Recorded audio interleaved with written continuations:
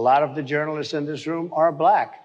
I will tell you that coming from the border are millions and millions of people that happen to be taking black jobs. You had the best. What exactly is a black job, sir? So the question keeps getting asked, what is black jobs? What are black jobs? You can say black anything else, and it's not racist, but don't you dare say a black job, because that's racist. Especially when Donald Trump says it. So what is a black job? There's been a lot of controversy today with the Democratic elites and the Democratic Party that this term black jobs is somehow offensive, just because President Trump said it at his debate with President Biden.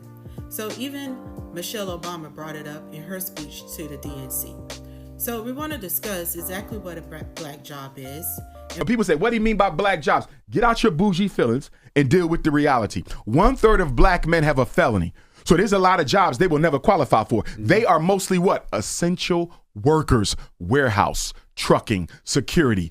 And a lot of those jobs are going to who? The migrants. So that's what he meant by black jobs. We got to stop being so sensitive and look at the reality of it. See, when Donald Trump said during the debate that Joe Biden is taking black jobs and giving them to migrants, he was correct. For immigration policies that's been done by the Biden administration, the open borders, and Kamala failing to do her job as a border czar.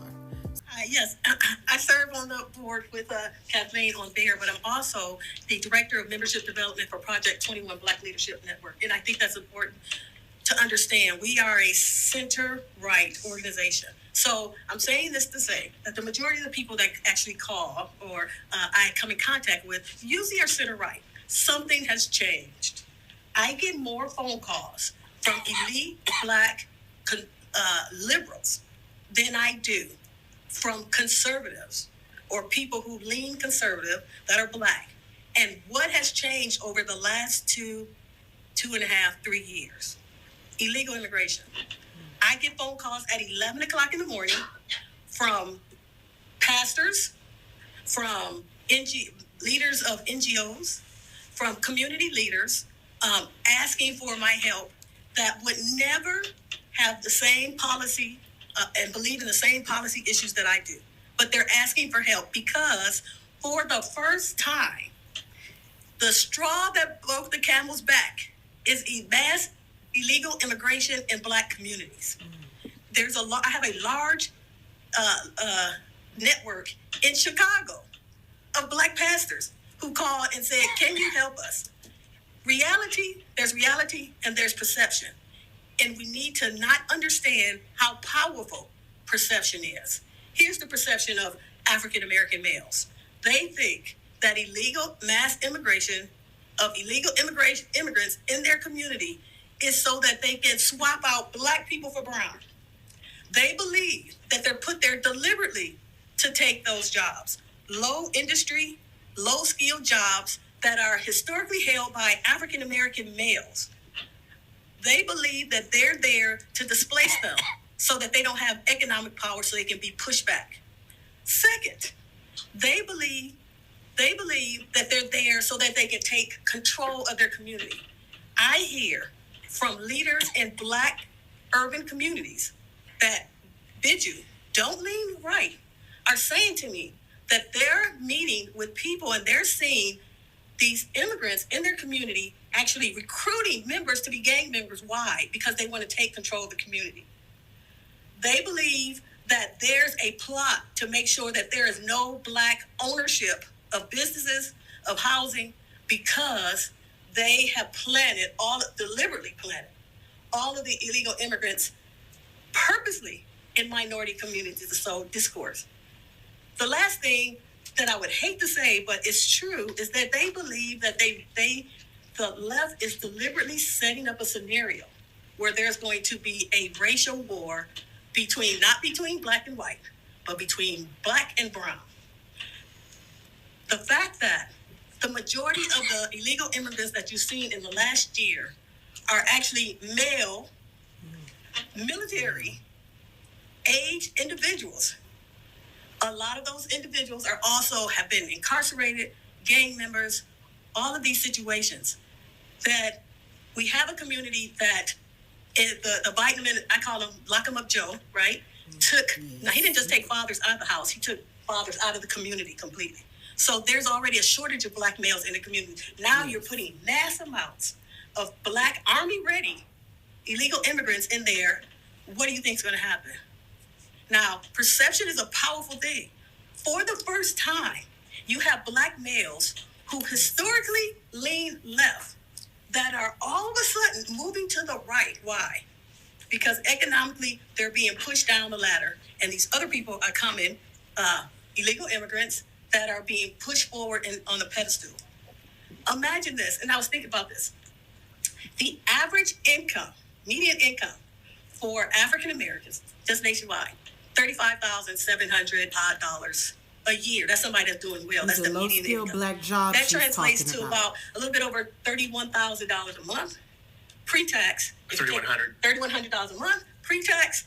If you add in the 15%, because they still have to pay tax, that's about $2,600 a month. From that, take away rent, which the average is $1,500 a month. In Chicago, $1,800 a month. If you're lucky, you can share an apartment with somebody.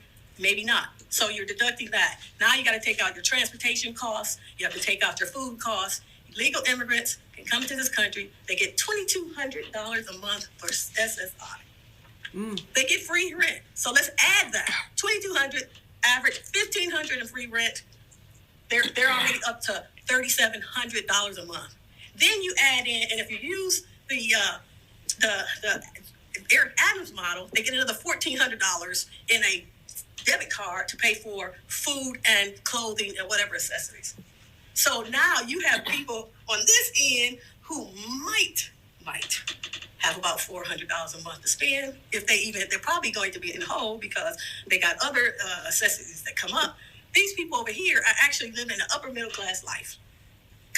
Why? They're being rewarded for crossing the border illegally. And that doesn't even include the fact that they get free college.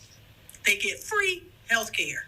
So the perception is actually meeting reality when you see that there are people who have been fighting for freedom. And when you hear people say racism, when you hear black people say racism, what they're talking about is financial freedom, financial stability. I don't feel as financially stable as this person over here that's doing well, or this person over here that can afford all their bills, this person that can take care of their families. And in this sense, black people are being pushed back, illegal immigrants are being propped up.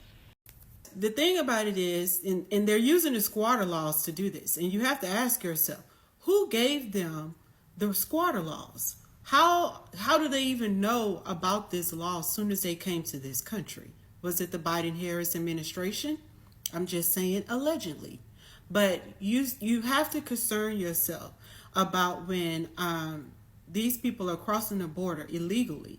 And the next administration, if Kamala wins the presidency, is just going to get worse. So far, it's been about 10 to about 12 million or so. I believe that is way more than that have crossed over the border. And they're not trying to send them back home or anything or deporting them. They want to give them a pathway to citizenship. They want to give them amnesty. The other thing is that they also want to fund education. So if you think just because you are offended because he was talking about black jobs, which are low-skilled jobs that he was referring to, that they're not coming after your middle class or professional job, well, just wait till they get free education. So once they get free education, they're going to come after your black elite job very soon. So I think that you really should consider the term and what Trump actually meant. He was actually giving us a warning of what was to come. And I just hope that you see through what Kamala Harris and her Vice President Tim Walz is trying to do. The policies that she has is very detriment to the black Americans and the black people of this country, and also Hispanic Americans as well. You have a lot of Hispanic Americans that have came here and they've waited 10 years or more to become citizens.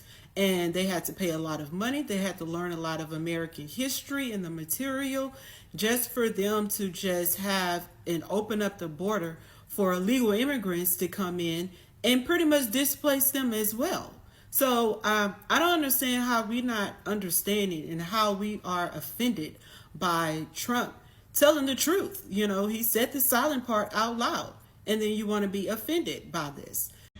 All right, so I want to talk about black jobs because apparently every goddamn thing is racist. So if you live in a city or a state where there's a large population of black people, more than likely a lot of the companies and the businesses are going to have a lot of black employees, right?